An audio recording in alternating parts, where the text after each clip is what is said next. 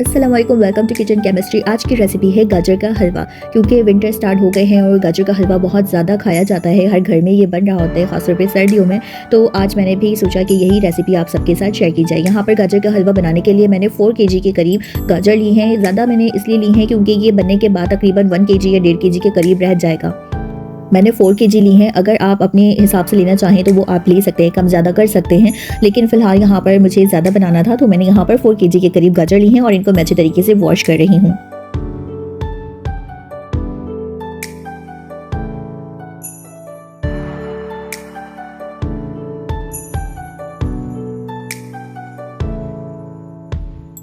गाजर वॉश हो गई हैं और यहाँ पर मैंने पतीली ले ली है खोया बनाने के लिए, क्योंकि मैं रेडीमेड खोया यूज़ नहीं करूँगी, घर में ही बनाऊँगी। तो खोया बनाने के लिए मैंने यहाँ पर 1 लीटर मिल्क ले लिया है और इसको मैं बॉईल होने के लिए रख दूँगी। यहाँ पर दूध को मैं पहले हाई फ्लेम पर बॉईल कर लूँगी। गाजर ड्राई हो गई हैं और अब यहाँ पर मैं गाजरों को पील कर लूँगी। सबसे मुश्किल काम होता है गाजरों को पील करना, क्योंकि ये बहुत ज़्यादा टाइम टेकिंग होता है। तो यहाँ पर मैं जल्दी जल्दी गाजरों को पील कर लूँगी। और यहाँ पर दूध भी धीरे धीरे बॉयल होना शुरू हो गया था तो मैंने गाजरों को छोड़ दिया था और यहाँ तकरीबन, और अब मैं इसको यहाँ पर थोड़ी देर खड़े होकर पकाऊंगी। पहले हाई फ्लेम पर रखूँगी, फिर उसके बाद इसको मीडियम फ्लेम कर दूँगी। बहुत ज़्यादा लो नहीं रखूँगी, मीडियम फ्लेम पर इसको थोड़ी देर पकने दूँगी।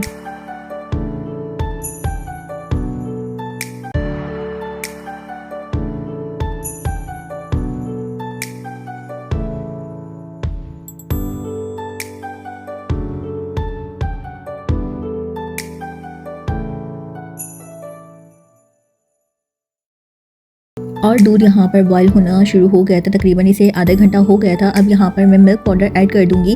इससे ये होगा, इसके अंदर थिकनेस आ जाएगी थोड़ी सी जो मुझे चाहिए, क्योंकि टाइम बहुत ज़्यादा लगता है और ये पकने के बाद बहुत ज़्यादा कम हो जाता। तो इस वजह से मैंने यहाँ पर मिल्क पाउडर ऐड किया है। अगर आप नहीं करना चाहें तो फिर आप 1.5 लीटर के करीब या 2 लीटर के करीब दूध ले लीजिएगा, अगर आप घर में बनाना चाह रहे हैं खोया तो। और यहाँ पर मैंने फिर मिल्क पाउडर ऐड करने के बाद इसको अच्छी तरीके से मिक्स कर लिया था और काफ़ी देर तक इसको मैंने पकाया था, तकरीबन आधा घंटा, और मैंने इसको दिया था कि ये थिक हो जाए।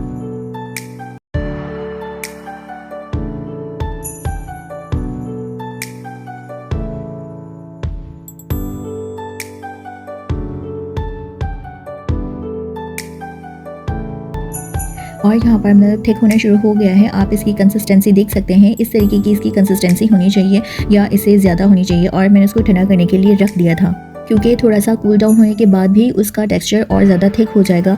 और यहाँ पर मैं गाजरों को क्रश नहीं करूँगी। उसका रीज़न ये है कि अगर मैं क्रश करने बैठी तो ये बहुत ज़्यादा टाइम ले जाता और मुझे टाइम नहीं लगाना था। तो यहाँ पर मैं गाजरों को इस तरीके से राउंड कट कर लूँगी। उसका ये होगा रीज़न कि जब मैं इनको कट करके पतीली में डालकर रखूँगी, चावलों की तरह इनको दम दे दूँगी, तो ये सॉफ्ट हो जाएंगी। और जब ये सॉफ्ट हो जाएंगी तो फिर मैं इनको मैशर की हेल्प से इसको मैश कर लूँगी।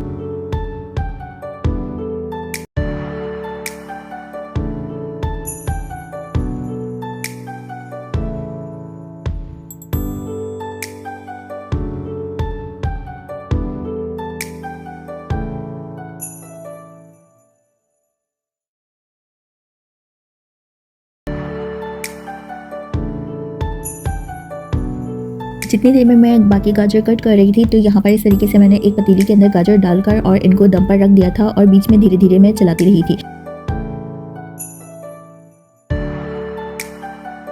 गाजर बिल्कुल सॉफ्ट हो गई हैं तो अब मैं इनको मैशर की हेल्प से अच्छे तरीके से मैश कर लूँगी कि इनमें कोई भी लम्स ना रह जाए, क्योंकि गाजर का हलवा बिल्कुल सॉफ्ट होता है। अगर आप चाहें तो इनको ग्राइंड भी कर सकते हैं या चॉपर में डाल के इनको मैश भी कर सकते हैं, लेकिन मुझे ये वाला तरीका बहुत बेटर लगा तो मैंने इसी तरीके से किया।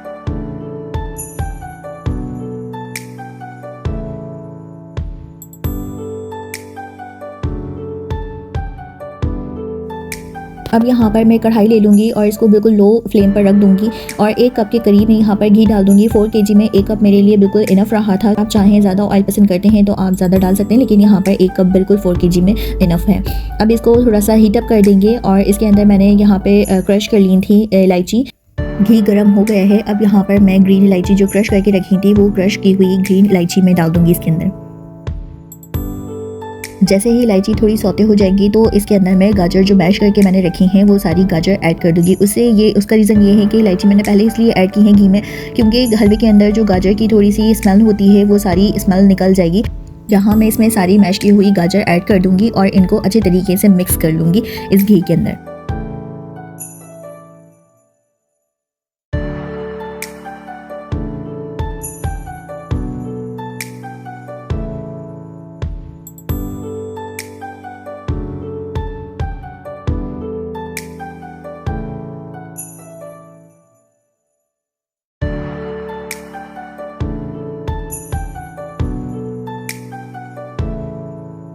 मैंने यहाँ पर गाजर को एटलीस्ट 15 मिनट्स तक इसी तरीके से भुना था कि इसमें जो हमक है वो सारी हमक निकल जाए। फिर उसके बाद मैं इसी तरीके से चलाकर इसको कवर करके मैंने रख दिया था 2 से 3 मिनट के लिए।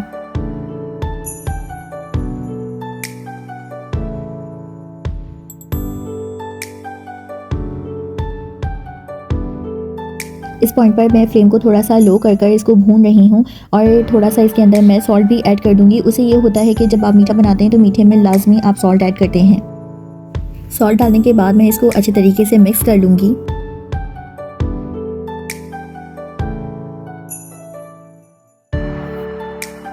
और मैंने कुछ बादाम लिए थे, उनको क्रश करके रख लिया था। साथ ही ग्रीन इलायची का पाउडर भी मैंने बना कर रखा हुआ था, वो भी इसी में ऐड कर दूंगी। और 1 कप मैंने यहाँ पर शुगर ऐड की थी, लेकिन बाद में मुझे थोड़ा सा फील हो रहा था कि वो थोड़ा सा कम मीठा है, तो मैंने आधा कप और डाल दिया था। तो तकरीबन 1.5 कप मैंने यहाँ पर शुगर ऐड की थी।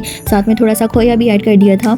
तो इसका टेक्स्चर जो था वो जो मीठा था इसका बिल्कुल इक्वली था। अगर आप ज़्यादा रखना चाहें तो वो आप ज़्यादा कर सकते हैं, कम ज़्यादा कर सकते हैं, लेकिन मुझे ये बिल्कुल बराबर लगा था। शुगर ऐड करने के बाद मैंने इसे तकरीबन 5 से 10 मिनट तक इसी तरीके से भुना था, क्योंकि शुगर भी अपना पानी छोटी है, तो इस वजह से मैंने इसको इतना टाइम दिया। और जो बाकी के क्रश किए हुए बादाम थे वो भी मैंने इसमें डाले, फिर साथ में खोया भी डाला। और इसका ये था फाइनल लुक। जो मैंने खोया ऐड किया था, तो खोया ऐड करने के बाद इसका ये लुक था। आई होप आपको ये वीडियो बहुत पसंद आएगी। घर पे ज़रूर ट्राई कीजिएगा। मेरे चैनल को लाइक, सब्सक्राइब और शेयर करना मत भूलिएगा। दुआ में याद रखिएगा। तब तक के लिए अल्लाह हाफिज़।